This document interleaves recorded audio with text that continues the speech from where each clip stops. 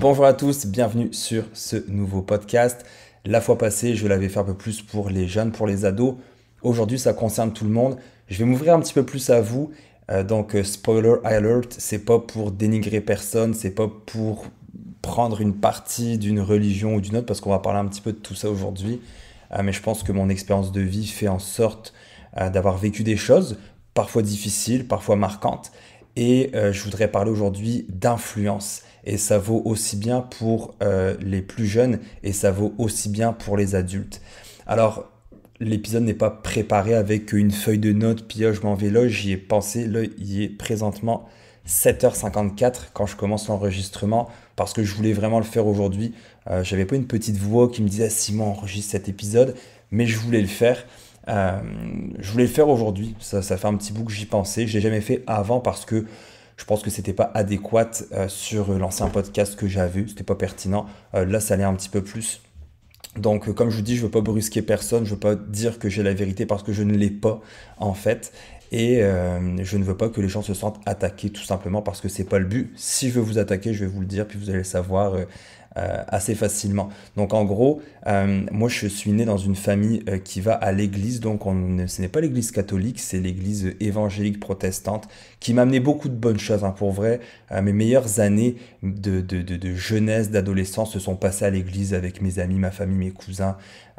C'est des souvenirs que je garderai à jamais dans mon cœur parce que c'était incroyable. Cependant, l'église et la religion en tant que telle m'a amené à voir un peu les dessous, on va dire la face cachée de la religion et de l'influence. C'est vraiment de ça que je veux parler parce que j'ai l'impression que maintenant, en fait, pas j'ai l'impression, mais maintenant, on va faire confiance à des gens parce qu'ils ont des titres, parce qu'ils ont une position d'autorité, parce qu'ils passent à la télé, parce qu'ils passent à la radio, et des fois simplement parce qu'ils ont dit qu'ils avaient la vérité ou la science infuse, parfois parce que c'est des gens qui ont une certaine prestance et une certaine autorité, on va leur faire confiance, on va faire que leurs propos pèsent plus de poids dans la balance versus quelqu'un qui connaît aussi bien le sujet, mais qui lui n'a pas on va dire, cette prestance, cette aisance à parler, le choix des mots, d'employer certains termes, certains mots de vocabulaire qui vont faire que son argumentaire, en fait, ce que la personne va dire est vrai. D'avoir grandi à l'église, il y a plusieurs types de personnes à l'église, hein. Il y a des avocats, des médecins, comme des ouvriers, comme des secrétaires, comme des mères au foyer, comme des gens qui sont allés en prison, il y a de tout. C'est un peu une représentation de la société finalement. Sauf que il y a une partie de rationnel. Je ne veux pas envoyer des mots trop compliqués, là, surtout si j'ai des jeunes qui m'écoutent, parce que c'est le but, c'est que des plus jeunes puissent avoir l'esprit critique et penser à ça, ce que je vais leur dire, au niveau de l'influence surtout. Mais il y a ce qu'on va dire rationnel dans le fond, des choses rationnelles, donc la vie de tous les jours, c'est nos amis, notre famille, puis il y a un aspect irrationnel qui est l'aspect spirituel où c'est vraiment un Dieu, quelque chose de lointain, de distant qu'on n'a jamais vraiment vu, que certains pensent l'avoir vu. Une chose, comme je dis, je n'ai pas la vérité sur la religion, en fait, j'en ai aucune idée. J'ai cru longtemps en Dieu, des fois j'y ai pas cru, des fois j'y ai recru. Et en ce moment, je me pose beaucoup de questions là-dessus. C'est vraiment quelque chose qui me fait réfléchir. Je me dis que s'il y a un Dieu, c'est un ami qui m'a dit ça une fois, que s'il y a un Dieu, ben on l'a mis dans une boîte, puis l'humain l'a mis dans une boîte et on lui a mis des paramètres pour qu'on puisse l'utiliser un peu comme on veut. Mon frère dit des fois le Dieu Subway. Donc c'est quand tu vas au Subway, ben, tu choisis ce que tu veux mettre dans ton sandwich. Hop, un petit peu de salade, un peu de tomate, pas de concombre. Et on a fait la même chose avec Dieu. Puis là, faites-moi penser que quand j'enregistre des podcasts, il faudrait que j'ai de l'eau, parce que je n'en ai pas.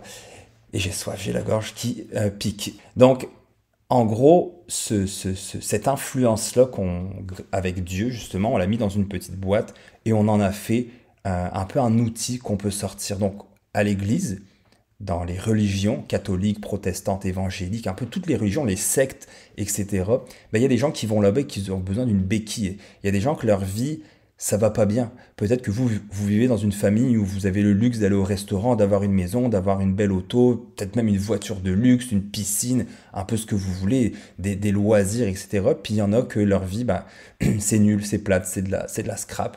Et eux, ils ont besoin d'une certaine béquille et ils s'en vont à l'église. Et là, ils voient une personne un représentant d'une autorité. Et là, on peut même penser à ça dans les compagnies, hein. Quand il y a des présidents, directeurs généraux, des CEO avec des gros titres, et là, on n'ose rien dire. Parce qu'ils ont un titre, ils ont une autorité. Et c'est là que ça commence à faire mal. C'est que ces gens-là, sous prétexte d'un titre, sous prétexte d'une autorité que un dieu ou qu'une autre personne leur a mis, vont se permettre des choses. Et là, tout de suite, je vous dirais, aussi bien les adultes que les plus jeunes, là, c'est pas parce qu'une personne dit j'ai fait telle chose que c'est vrai. Et c'est une chose que je remarque de plus en plus maintenant avec les réseaux sociaux, c'est qu'on voit des gens dire ah j'ai fait ceci, cela, ah oui j'ai couru 3 marathons, etc. Les gens vont le croire.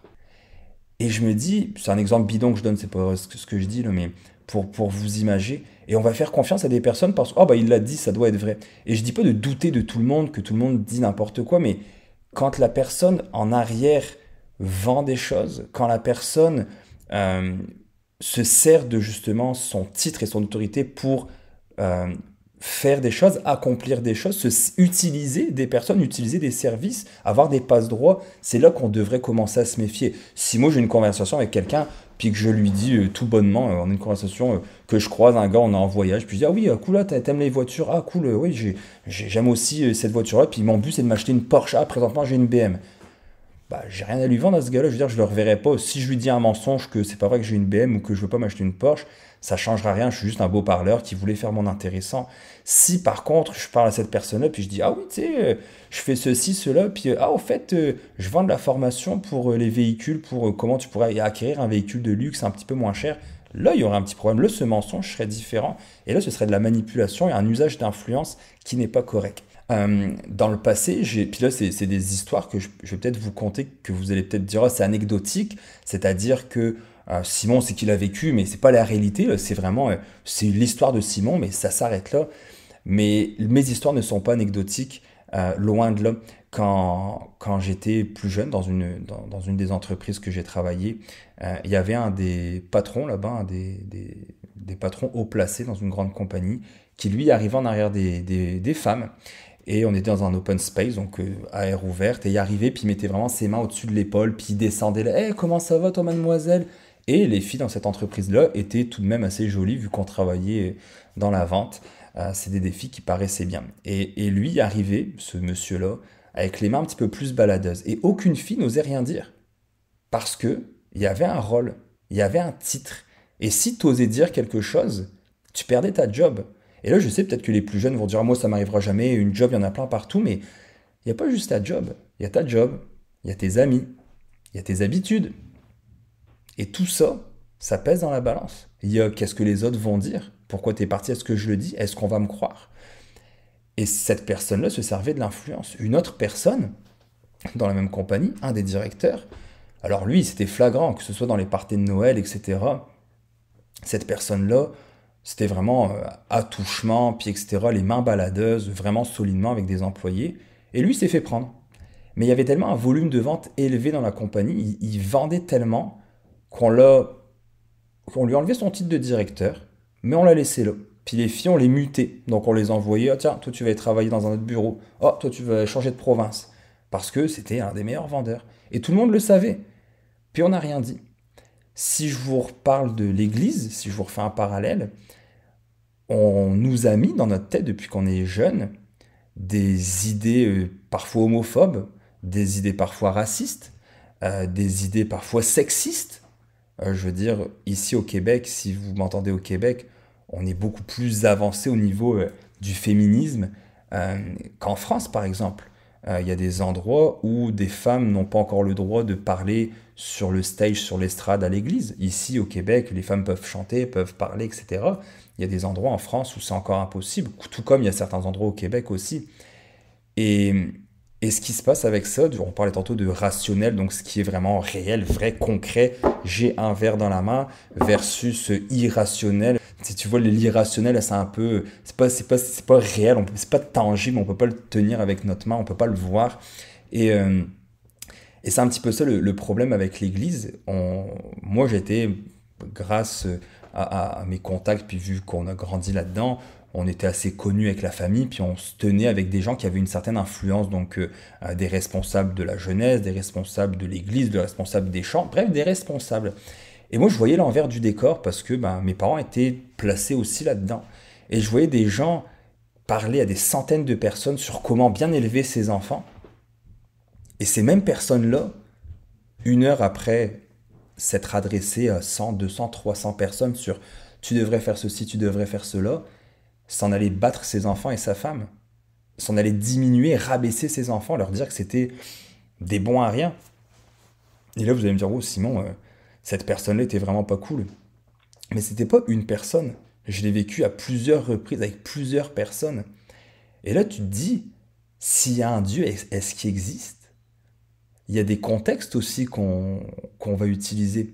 Donc, par exemple, je vous prends on va prendre la religion, euh, l'islam, hein, et je me dis, ils ont tous le même livre. Ok, bon, il y a la Bible qui est ici. Et comment, ça c'est la Bible, hein, donc c'est pas les musulmans, mais comment le Coran peut être interprété de plein de façons différentes. Il y a des personnes qui ont une influence énorme pour faire croire à des millions de personnes que paix et amour, on s'aime, on s'aide les uns les autres, et d'autres personnes ont une influence encore plus forte pour dire nanana, on va tuer les autres. La religion est une des raisons où est-ce qu'il y a eu le plus de morts dans le monde. Et je pense que c'est les catholiques, les chrétiens qui ont tué le plus de personnes avec les croisades, etc. Comment on peut dire, ah tu vois, Jésus est paix et amour, mais que finalement on s'en va lapider des femmes, on s'en va dire que lui c'est pas un bon, on va lui trancher la gorge. Donc il y a certaines choses comme ça qui sont complètement à l'opposé avec un même livre. Et c'est pour ça que je vous dis, quand quelqu'un vous amène une idée, j'avais dit au deuxième podcast, mais ayez l'esprit critique, on parlait de l'école, ayez l'esprit critique, est-ce que c'est vrai? Pourquoi cette personne-là me dirait ça? Puis comment je pourrais le croire? Et vous avez des preuves des fois, oui mais gars, je vais te le prouver, je vais te montrer ça. Je me souviens d'un de mes amis qui faisait tout le temps ça, je vais te le prouver, puis il me montrait le message, ah check le message. Et c'était des messages truqués. Il y a des applications maintenant pour les reviews, que c'est des des fausses reviews Facebook. Donc là, tu vas acheter ton programme et là, tu regardes, puis c'est un nom avec une photo, puis ah, c'est super le programme que j'ai acheté pour, je sais pas, programme de musculation, c'est super génial. Cette personne-là, c'est une fausse photo. Cette personne-là, c'est un faux nom et elle n'a jamais écrit ça. Mais toi, c'est le petit qui te manquait pour acheter cette formation-là. Tu te dis, ah, ça me tente de l'acheter. J'aimerais. Nous, on vend de la formation avec le gym, hein, c'est l'une des choses qu'on fait avec Connexion Plus. Et tu te dis, ah, j'aimerais ça l'acheter, mais ça me prendrait comme un peu un saut de SCEAU, donc un saut de quelqu'un qui me dit, ah, c'est cool, ouais, ça marche, il a essayé. Ah, bah c'est ce qu'il me fallait. Je vais dire un nom au hasard là. Antoine Gagné a écrit, wow, super programme, merci Simon de ta formation, j'ai aimé ça. Finalement, c'est une application qui m'a créé ça, c'est moi qui ai écrit le texte. Mais ça aide à influencer les gens. Et là, on va me dire, ah, c'est du marketing. Quelqu'un m'a dit ça une fois. On parlait d'influence, puis de mensonges, puis tout. Puis il me disait, ah, le McDo, là, ce que tu vois sur les pubs McDo, c'est pas les vrais burgers, là. On le sait, là, c'est pas du vrai fromage. On le sait que la crème glacée, souvent, c'est de la glu qui mélange avec du colorant pour faire le chocolat pour la crème glacée, etc. L'autre chose, c'est de la mousse à raser qu'ils mettent. Donc oui, c'est faux. Il y a beaucoup de choses fausses. Mais moi, ce que je veux vraiment insister, c'est sur l'influence et de savoir, en fait, pourquoi je croirais cette personne. Ce serait quoi le upside down, désolé de mon accent, que cette personne-là me ferait croire quelque chose. Et, et au niveau de l'église, encore pour revenir à l'église, vu que j'ai grandi là-dedans, je suis allé à l'église jusqu'à 25 ans à peu près, avec des on and off, j'ai vu des belles choses. J'ai vu des gens s'entraider, j'ai vu des gens donner de leur nécessaire pour aider les plus démunis. J'ai vu les gens partir dans des organismes pour vraiment là, qu'ils avaient à cœur ça, des gens qui avaient le cœur à la bonne place, mais j'en ai vu qui avaient une certaine stature, une certaine autorité, qui se disaient, moi, je vais rentrer là-dedans, peut-être qu'ils croyaient en Dieu ou pas, ça j'en ai aucune idée, mais qui se sont servis peut-être de la bonté des autres, qui se sont servis de la générosité de certaines personnes pour pouvoir les manipuler et s'en servir à leur bon escient. À l'époque, à l'église en France où est-ce que j'allais, la personne que jamais tu n'aurais pu, euh, que tu aurais pu accuser ou que tu aurais pu te douter, cette personne-là volait de l'argent. Et c'est l'une des personnes qui gérait l'argent de l'église. Donc l'argent de l'église, c'est des dons. C'est des gens comme vous et moi, mettons, qui allaient à l'église et qui allaient donner de votre nécessaire euh, pour l'église, pour aider à payer le pasteur, à payer un peu les activités qui vont se faire. Et cette personne-là volait des milliers d'euros dans l'église. Et là, tu te dis, bah voyons donc.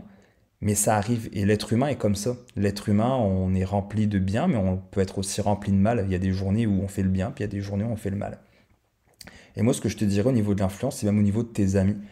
Dans la dernière conférence que j'ai donnée au collège français, c'était des secondaires 5, et je leur ai dit, si tu devais retourner en secondaire 1, est-ce que tu ferais les mêmes choix?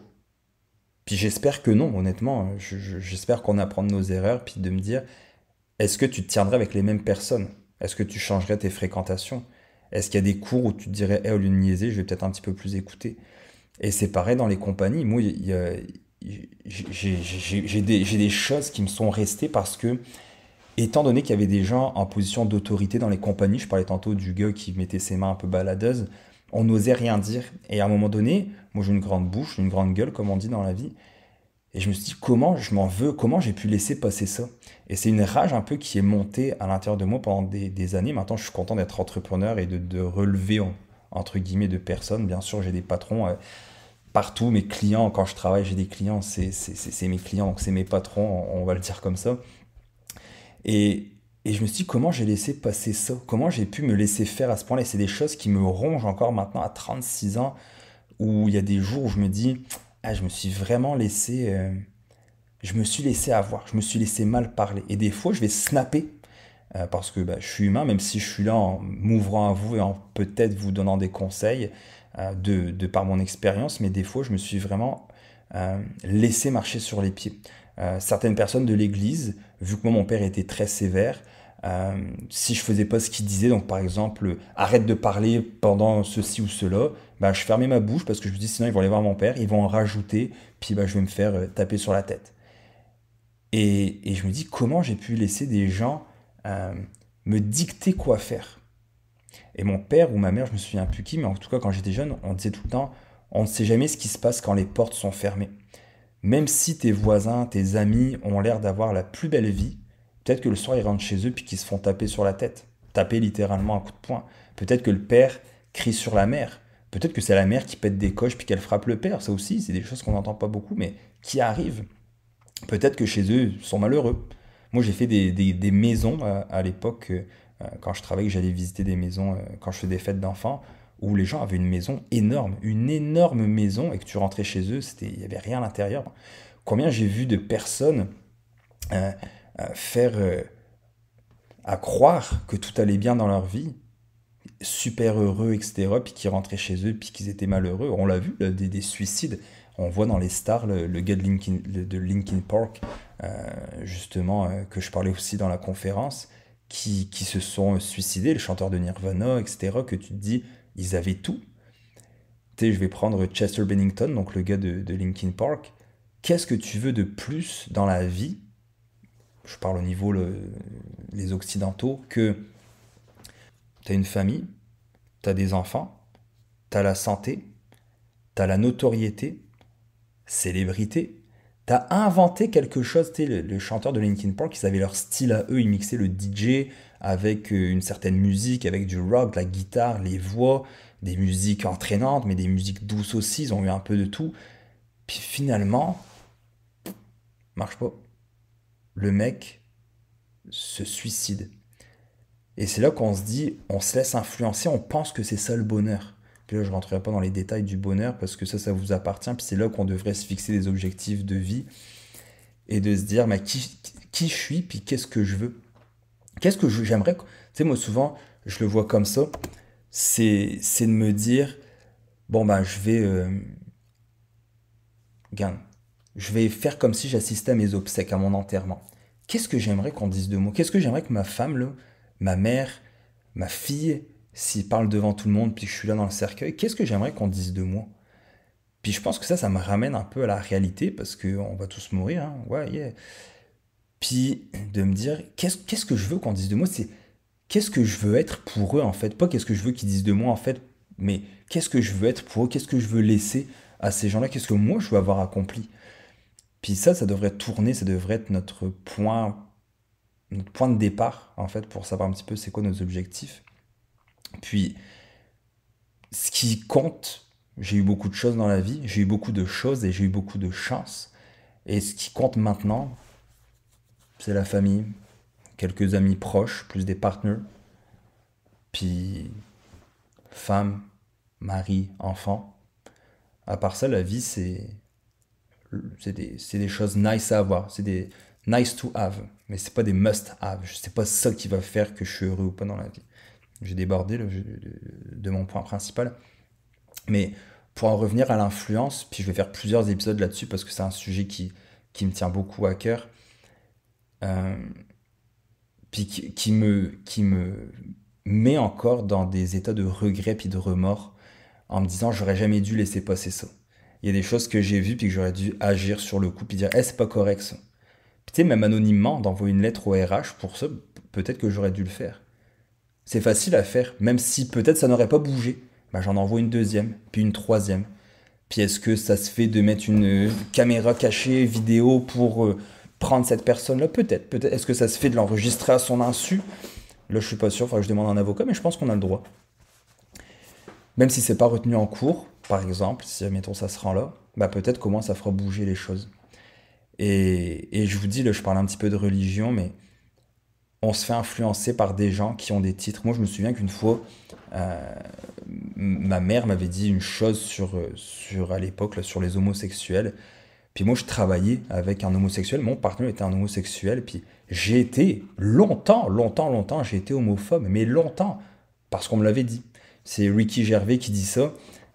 Pour parler de la religion, justement, il y a une chose qui dit, c'est habituellement, si t'es né dans le milieu occidental, bah, tu vas être chrétien. Si t'es né au Moyen-Orient, bah, tu vas être musulman. Si t'es né, whatever, en Inde, tu vas être bouddhiste, même si je pense qu'en Inde, ils sont musulmans.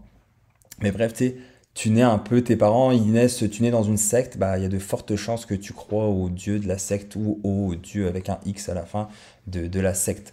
Et il disait aussi, Ricky Gervais, euh, tu sais, si à 3 4 ans on te dit attention, touche pas au feu, c'est chaud, puis tu touches au feu, merde, tu te brûles, puis on te dit attention là-bas, le loup peut être méchant, puis bah, tu vois que les vidéos, le loup il mord, puis on te dit fais attention à l'araignée, elle pique, puis boum, tu te fais piquer par l'araignée, puis on te dit fais attention, si tu fais pas ça, Dieu va te punir, tu vas aller en enfer, tu crois tes parents. Et on perpétue ça pendant des années en fait, jusqu'à temps que des fois on tire la plaque, puis on dit attends, c'est-tu correct ce qu'on m'a inculqué? Est-ce que les valeurs, puis il y a beaucoup de trucs maintenant qu'on voit sur les réseaux, là, breaking the cycle, donc briser un peu le cycle, je ne sais pas si c'est exactement ça, mais c'est vraiment de briser tout ce qu'on s'est fait faire. Nos parents se sont pas occupés de nous, n'avaient pas des mots très gentils à notre égard, bah, ils criaient sur nous, arrête-le maintenant, fais pas la même chose avec tes enfants, tu le sais que c'est pas correct et que ça n'a jamais rien apporté. Puis c'est à nous de le faire et c'est difficile. Toute ta vie, tu as mangé de la malbouffe. Toute ta vie, tes parents, c'était fume, bois, puis manger de la scrap. Puis toi, tu reproduis la même chose avec tes enfants. Tu sais que c'est wrong, c'est pas bien. Arrête-le tout de suite, c'est tough. C'est ultra difficile. Moi, je me souviens, quand j'ai arrêté d'aller à l'église, quand j'ai décidé avec ma blonde de ne plus y aller, c'était parce que l'une des raisons principales, que c'est une personne là-bas en autorité, donc un des pasteurs, avait un droit de regard sur ma vie, comme si je dépendais de lui, puis un peu, euh, oui, c'était son église, on va le dire comme ça, mais un peu un droit de regard de, oui, tu vas avoir le droit de faire telle chose, mais non, tu n'auras pas le droit de faire telle chose, puis vraiment très sectaire, puis très manipulateur, puis très autoritaire, puis j'étais comme, je suis un adulte, j'ai pas de compte à rendre à des gens que je parle de leurs clients, là. Ils ne me payent pas, je ne les paye pas, on n'a pas cette relation-là. Et même des fois, si on a la job, qu'on a une relation que ton patron, ta patronne te parle mal, mais on n'a pas à subir ça. Moi, je me suis déjà fait parler par des patrons très mal, puis à un moment donné, j'étais comme, pourquoi je vis ça? Il y a des jobs partout. Oui, à mes amis, j'ai une sécurité d'emploi, ça fait un bout que je suis là, je suis bien dans mes petites choses, dans mes petites pantoufles, comme on dit, mais et c'est difficile, c'est ce que je dis, c'est de répéter la même chose, c'est facile. Oh, j'ai appris comme ça, c'est ça qu'on fait, je fais la même chose. Tu sais, quand tu fais le même chemin pour aller tous les jours à ton travail, c'est facile. Je veux dire, tu n'y penses même plus. Tu pourrais quasiment rouler les yeux fermés ou être sur ton sel, c'est facile. Tu n'y penses pas. Quand c'est un nouveau chemin, bah là, tu dois te concentrer. Tu baisses la musique, tu regardes plus ton cellulaire, voir la route. Bah, c'est un peu la même chose quand tu brises ce genre de pattern-là, ce genre de cercle-là. Tu t'es toujours tenu avec des mauvaises personnes. C'est ça ton truc. T'es tout le temps, tu t'es tout le temps entouré du bad boy. Tes fréquentations, c'est tout le temps le gars qui c'est un peu un cave, qui a pas des bonnes notes, qui est un peu rebelle et qui conduit comme un malade mental, puis qui fume, puis qui boit. Tu le sais que c'est pas bien. Sais-tu, on dit on est la somme des 5 personnes avec qui on se tient ou des 4 personnes avec qui on se tient, ou la moyenne des 4 personnes ou des 5 personnes. Bref, il y a plein d'expressions là-dessus. C'est-tu ça vraiment qu'on veut? Ah, mais c'est mes chums d'enfance, je suis tout le temps avec eux. Quand on se voit, on part sur la dérape. Bro, qu'est-ce que tu fais là? Moi, j'ai coupé une amitié dans ma vie, justement, qui date de l'église depuis que j'ai 12 13 ans, qui m'a fait mal. Ça a été, je me disais même comment je vais pouvoir couper cette personne-là de ma vie. C'est mon meilleur chum. Toutes mes meilleures années, je les ai vécues avec lui. Toutes les 400 coups qu'on en fait, c'est avec lui. Comment je vais pouvoir le couper de ma vie? Puis finalement, j'ai fait le pas, je dis, garde, ça m'amène rien. Puis pas que les gens devraient t'amener quelque chose, mais au contraire, ça m'amène plus de ressentiment, puis ça m'amène des mauvaises pensées, puis je suis pas bien là-dedans. Ben, je l'ai coupé de ma vie, puis c'est l'une des meilleures choses que j'ai fait. Pour vrai, je me dis, si c'était à refaire, je le referais. 100 fois. Puis en fait, j'aurais peut-être dû le faire avant. Et, et c'est ce genre de pattern-là qu'on doit briser. Parce que plus on va se tenir avec des gens qu'on va leur laisser de la place dans nos vies, qui ont une mauvaise influence, plus on va être influençable, puis plus on va s'éloigner de nos chemins ou de l'objectif qu'on avait à l'origine. Et nos objectifs vont même changer tellement on va être peut-être sur une voie qu'on n'aurait jamais dû être. Et je vous le disais, quand j'ai arrêté d'aller à l'église, ça a été super tough, on va le dire comme ça, quand j'ai pris la décision d'arrêter, parce que je me disais, est-ce que c'est la bonne chose? Est-ce que c'est moi qui overreact, etc. Puis finalement, je suis très content d'être parti parce que ça m'a donné raison, une fois de plus. J'aime pas dire que j'ai raison, mais j'ai souvent raison. Et c'est une petite plaisanterie, un peu un running gag que j'ai avec mes amis, c'est que quand je dis des choses, si je le dis, c'est que j'ai raison. Si je le sais pas, je vais dire, hey, je te dis ça, mais je suis pas sûr, il faudrait que je vérifie. Mais habituellement, quand je te dis non, je suis pas mal sûr, ou que je le dis que j'ai raison, c'est parce que j'ai vérifié la véracité des propos. Puis en terminant, je vais vous raconter une petite histoire qui s'est passée en 2023, donc l'année passée. C'était au concours international de vin Gilbert et Gaillard. Et c'était Eric Boschman, qui est un sommelier, donc les mecs de vin, qui a voulu jouer un tour lors d'un concours. Ok. Et lui, ce qu'il voulait dans ce concours de sommelier, c'est prouver que les gens, c'est souvent des charlatans. Et moi, depuis que moi, je n'aime pas le vin parce que j'ai jamais voulu aimer le vin. Finalement, j'ai toujours trouvé que les gens en faisaient beaucoup trop. Au niveau de l'influence, j'ai toujours trouvé que les gens voulaient se donner un genre. Puis moi, tu m'aimes pas, fine, mais au moins je suis vrai. Parce que si tu m'aimes, ou si tu me trouves inspirant, ou que tu trouves que j'ai des bonnes valeurs, ou peu importe, ou que je t'ai aidé dans ton cheminement, bah, je me dis, t'aimes la vraie personne. C'est moi, c'est le vrai Simon. J'ai une face, je suis là, puis c'est le vrai. Mais j'ai jamais voulu être le gars un peu politicien. En face, je te dis quelque chose qui va te faire plaisir, puis en derrière, je suis comme, regarde-moi ça, ce gros cave. C'est pas moi ça. Puis je le serai jamais. Que je sois célèbre, que je passe ce que je ne suis pas, mais si un jour je passe à la télé, que je fais des grandes émissions ou à la radio, ce que je vais dire, c'est vrai. Puis les gens qui me connaissent savent que tu sais, what you see is what you get, c'est moi. Je te ferai pas des accroires. Si j'ai pas d'affinité avec toi, tu vas le savoir. Et parlant de vin, quand j'étais gamin, mes cousins, par exemple, mes cousines à 12 13 ans, voulaient être à la table des adultes, puis ils voulaient vraiment être, oh là, je suis un adulte. Puis là, ils se mettaient à boire du vin, puis c'était dégueulasse. Je veux dire, à 12 13 ans, du vin, c'est pas bon, là. Ce qu'on dit du vin, c'est que tu dois habituer ton palais à prendre du vin, puis après, tu vas aimer ça. Et là, je me disais, mais pourquoi je me forcerais à boire un truc dégueulasse pour un jour peut-être apprécier ça? Et moi, quand je les voyais là, qui étaient là avec leur. Bon, désolé, c'est un verre d'eau, mais il n'y en a pas dedans. Là, ils buvaient, puis c'était comme, ah ouais, c'est tellement bon. T'as 13 ans, qu'est-ce que tu fais? Puis les adultes se foutaient de sa gueule, à cette personne-là. Et nous, les plus jeunes, on se foutait de sa gueule aussi, parce qu'on était quand même, t'as tellement l'air d'un attardé, désolé, de faire comme si tu connaissais ça, de jouer au grand quand t'en es pas un. Puis ça, c'est ce que j'aime dire aux jeunes. Profitez de votre jeunesse, guys. Là. Ça presse pas. Là. Ça presse pas. Là. Profitez de vos 15 ans, profitez de vos 20 ans, d'être jeune adulte, d'être 30, 35 ans. Le temps passe. Là. Profitez de chaque moment que vous êtes, en fait. N'essayez pas d'être quelqu'un d'autre parce qu'il y a du monde ou parce que tout le monde fume, je vais sortir ma clope. Puis, avec le vin, c'était ça. Puis je me disais, yo, mais t'as tellement l'air cave de te forcer à boire un truc qui est immonde. Et je me suis toujours dit toute ma vie, les gens qui sont là, ah oui, là on arrive au resto, hein, bien entendu. Si vous allez au resto, vous le savez, là ils donnent la carte de vin, puis là on va regarder le vin, puis ok, cool, ça a l'air vraiment bon. Là ils regardent la robe, puis là ils n'ont aucune idée ce que c'est, mais il a vu ça sur internet, là ils goûtent, ah oui, excellent, très bon. Et, j'ai deux histoires là que je voudrais vous raconter. Sur le vin, bien entendu, on reste dans la thématique. Et bref, ce gars-là, Eric Boschman, que je dis, euh, il est arrivé, puis lui, c'est un des sommeliers comme assez connus, là, ok? Donc, faut que je retrouve ma souris qui est là. Et lui est arrivé, et il a fait l'éloge donc d'une nouvelle bouteille, mais sur cette bouteille-là, là, fausse étiquette, un logo avec une forme de pigeon. Donc, vous savez que souvent, quand on dit des gens, t'as un pigeon, toi, c'est que tu vas croire n'importe quoi, un peu comme un mouton. Bref, il avait fait un super marketing de malade mental. Et là, les sommeliers goûtaient le vin, puis là, ça allait bien, puis là, c'était comme, ah oui, oh lui, oh, check ça. Et je vais vous lire un- le verdict du concours sur ce merveilleux vin.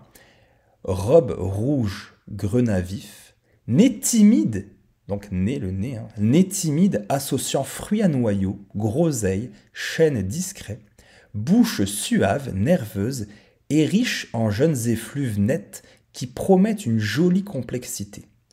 Évolution sur de fines épices et une touche de suie fort intéressant. Ça, je vais vous le copier-coller, je vais vous le mettre dans les notes de l'épisode parce que, c'est comme une touche de suie, c'est S-U-I-E. Il y a plein de aux jeunes effluves nets, N-E-T-S. Donc, tu sais, c'est. Bref, un peu compliqué. Et, et finalement, bah, vous l'aurez compris, finalement, c'était de la piquette. C'était un vin de dépanneur qui avait acheté et que c'était un vin immonde qui coûtait quelques euros. Et les gens, bah, ils se sont fait prendre. Et ça, c'était des professionnels, c'était des sommeliers. Donc, monsieur, même tout le monde, là, votre père, votre mère ou toi, qui fait semblant d'aimer ça, puis que, oh, il est vraiment bon le vin, c'est la même chose. Il y a eu un souper presque parfait ici au Québec, et le mec a fait la même chose. Il a pris un vin de dépanneur, et c'était mon héros, il a vidé dans une carafe, et il a pris une bouteille de vin, genre, je sais pas c'est quoi les noms, là, je connais pas ça, mais une bouteille de vin qui valait super cher. Puis là, il est arrivé en disant, ah, voilà le vin. Et là, ils se mettent à goûter ça. Et un de ceux dans un souper presque parfait avait fait ses études, en tout cas des cours de sommelier. Là. Puis là, ils se mettent à goûter, puis t'es comme, oh, excellent. Et ouais, ils étaient sous le charme. Puis même, ils disaient, man, tu as mis une bouteille qui coûte super cher, c'est impressionnant. Et c'était un vin de dépanneur. Et ils l'ont éliminé à la fin, ils ont mis une mauvaise note parce qu'ils s'étaient sentis humiliés. Puis je peux comprendre ça. De s'être fait un peu berner. Donc si je veux terminer à un moment donné ce podcast sur la première partie de l'influence, puis comme je vous dis, c'était pas préparé, j'espère que c'est pas parti dans tous les sens, puis que ça va être plate, puis tout, parce que c'est pas du tout là-dedans que je vais en aller. Euh, mais je veux juste vous expliquer un petit peu à travers mon parcours, hein, parce que c'est ça le but, de vous éviter certaines embûches, puis peut-être de vous faire réfléchir. Peut-être que si vous vivez une situation présentement, peut-être au travail, où vous vous faites manipuler, mal parler, où vous êtes victime peut-être de harcèlement, où vous voyez peut-être quelqu'un être victime de harcèlement, puis vous dites, ah, l'autre personne elle est en autorité, l'autre personne a un bon poste, l'autre personne c'est la femme d'un ami du président, ou l'autre personne bah, elle a une relation avec le gars qui est haut placé, donc je pourrais rien faire. Bah, peut-être que ça va vous donner juste le goût de parler, peut-être d'aller rencontrer quelqu'un, d'aller voir une personne qualifiée, un psychologue ou peu importe pour ça, d'aller voir des ressources humaines, de parler anonymement. Mais je vous dirais, la vie passe vite, puis j'ai juste 36 ans, mais ça vaut pas la peine de rester dans ce genre de situation, dans ce genre de frustration, d'emmagasiner ce genre de frustration. Puis je vais le dire souvent, mais je vous parle à vous, puis je vous parle à moi-même, parce que ça reste, ça marque, ça laisse des traces, ça laisse des cicatrices. On se sent pas bien, on y repense. Euh, Moi, comme je vous disais, je me suis fait parler mal à certaines fois, puis ce qui fait que maintenant, je l'ai dit tantôt, mais je peux snapper. Des fois, quelqu'un va me parler borderline, là, un petit peu comme plus ou moins proche de la limite, puis je vais le snapper, parce que bah, c'est tous mes antécédents qui arrivent puis qui se mettent sur lui pour dire t'iras pas plus loin, tu sais. Mettons, si je fais une image, là, c'est euh, comme si quelqu'un me mettait une claque puis je lui répondais en lui tirant dessus avec un fusil, tu sais, ça n'a pas de sens, c'est disproportionné. Et c'est un petit peu ça qu'il faut faire attention, c'est de pas accumuler certaines choses parce que quand ça sort, des fois ça peut sortir mal sur d'autres personnes ou des fois ça peut être de le ressortir sur nos enfants, sur notre femme, sur notre mari. C'est pas cool. Donc d'éliminer ce genre de frustration-là, puis je le comprends là, d'être bien dans nos chaussons. Là. Je suis quelqu'un qui est extrêmement routinier, je suis quelqu'un qui est bien dans mes pantoufles. Donc de changer, des fois, j'aime le changement, mais pas tout le temps, tu sais. Donc des fois de prendre un petit pas de recul, puis de réfléchir comment je pourrais adresser ces situations-là. Est-ce que c'est à moi d'aller au combat? Est-ce que c'est à moi de dire quelque chose?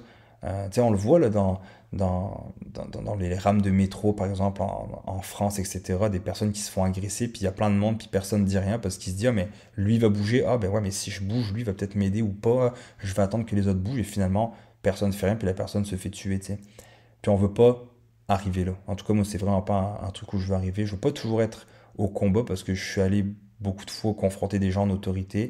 Puis c'est moi qui me suis retrouvé un peu quasiment à être le méchant dans l'histoire alors que tout ce que j'avais fait, c'était d'essayer d'aider.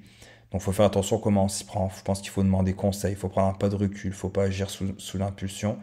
Puis, vous voyez, hein, il y a un petit peu d'influence, il y a un petit peu de se faire manipuler, il y a un petit peu d'autorité là-dedans, des personnes en rôle d'autorité. Donc, ce que je vous dirais, bah, c'est ça en gros. Pour la première partie, en tout cas, je vais vraiment en refaire une parce qu'aujourd'hui, c'était pas préparé. Peut-être que le prochain le sera.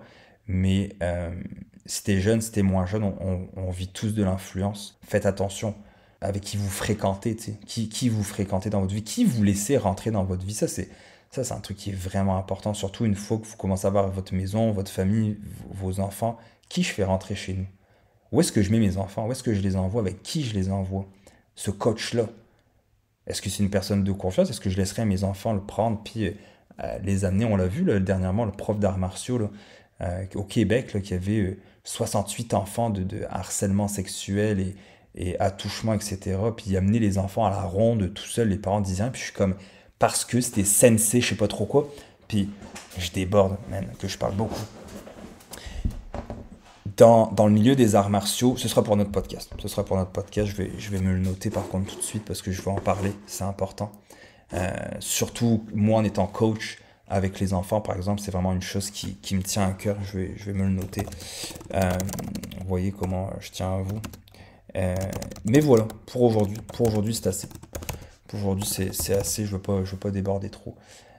J'espère que vous avez aimé ça. Puis si vous avez des questions, je reste disponible Instagram, Facebook, etc. Si vous avez des questions que vous voulez que j'aborde aussi des sujets, ça va me faire plaisir de les aborder. Puis j'irai plus loin encore avec la religion les prochaines fois. Là, c'est passé vite, honnêtement, je pensais pas. Mais voilà, donc j'espère que vous avez aimé ça. Puis on se revoit pour un prochain épisode. Passez une belle journée. Prenez du temps pour vous. Prenez un pas de recul si vous avez des moments difficiles. Puis on en a tous, même si ça paraît pas, même si sur les réseaux sociaux on pense que tout le monde va bien et tout est beau. On vit tous des moments difficiles. Si vous êtes dans une phase difficile, je vous souhaite un bon courage. Puis si vous avez besoin de parler, n'hésitez pas. Je reste disponible si vous avez des gens plus proches de vous. Ça fait toujours du bien des fois de se laisser, de laisser nos mots sortir. Ça peut faire un bien fou juste de sortir ça. Donc on se revoit d'ici quelques jours ou d'ici quelques semaines. Bonne soirée.